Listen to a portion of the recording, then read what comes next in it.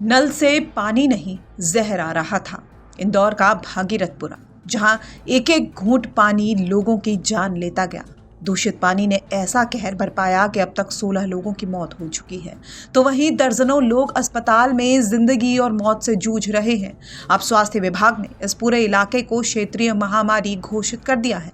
नर्मदा से सप्लाई हो रहे पानी की जांच में चौंकाने वाला सच सामने आया है। रिपोर्ट के मुताबिक ये पानी पीने लायक ही नहीं था। सैंपल में फीकल कॉलीफॉर्म, ई कोलाई, विक्रियो और प्रोटोजोआ जैसे खतरनाक बैक्टीरियाज पाए गए हैं।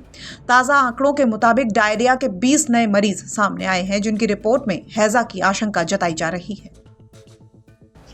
एपिडेमिक की परिभाषा ही यही है कि कहीं भी किसी भी बीमारी के सामान्य से ज्यादा रोगी पाए जाते हैं, उसको हम लोग एपिडेमिक कहते हैं। ये उस क्षेत्र के हिसाब से एपिडेमिक हो सकता है।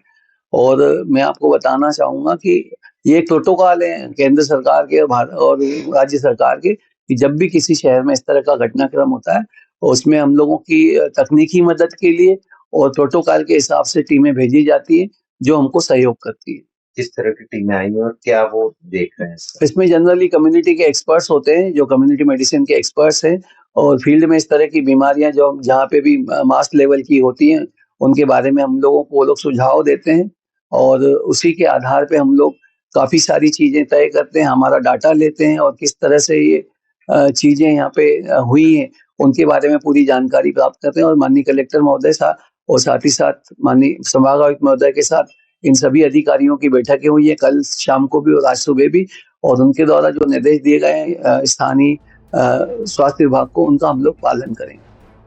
इधर हालात की गंभीरता को देखते हुए मुख्यमंत्री मोहन यादव भी इंदौर पहुंचे हैं और अस्पताल में भर्ती मरीजों से मुलाकात करके उनका हालचाल जान रहे हैं। बता दें कि भागीरथपुरा के लोग लंबे समय से गंदे पानी की समस्या झेल रहे थे। जांच में सामने आया कि इलाके में डायरिया फैलने की मुख्य वजह पानी की पाइपलाइन का लीक होना है। इसके बाद प्रशासन और जनप्रतिनिधियों के बीच लगातार हाई लेवल मीटिंग्स का दौर चल रहा है। कोलकाता से आई विशेषज्ञ जांच टीम ने पानी के सैंपल लिए थे, जिसके बाद एहतियातन नर्मदा नदी से पानी की सप्लाई रोक दी गई है। इस मामले में केंद्रीय स्वास्थ्य मंत्रालय ने भी संज्ञान लिया है। वहीं भागीरथपुरा की हालत को देखते हुए पूर्व लोकसभा स्पीकर सुमित्रा महाजन ने भी अधिकारियों और जनप्रतिनिधियों पर सवाल खड़े कर दिए हैं। जो है वो मेयर ने की कि अधिकारी उनकी नहीं सुन रहे हैं। क्या कभी ऐसा पहले हुआ है? क्यों अधिकारी आपको लगता है कि नहीं सुन रहे हैं? मुझे नहीं मालूम ऐसा ये क्या स्टेटमेंट आए हैं अधिकारी नहीं सुनते। मुझे आज तक ऐसा नहीं कभी लगा। हाँ, कोई अधिकारी थोड़ा बेपरवाह होता है, मगर आप अगर खड़े रहे वहां पे और आप जनता के बीच में जाके अधिकारी को बुला के ये मुझे करके चाहिए तो होता है। मगर मैं अभी नहीं कहूंगी किसकी क्या गलती, ऐसा है।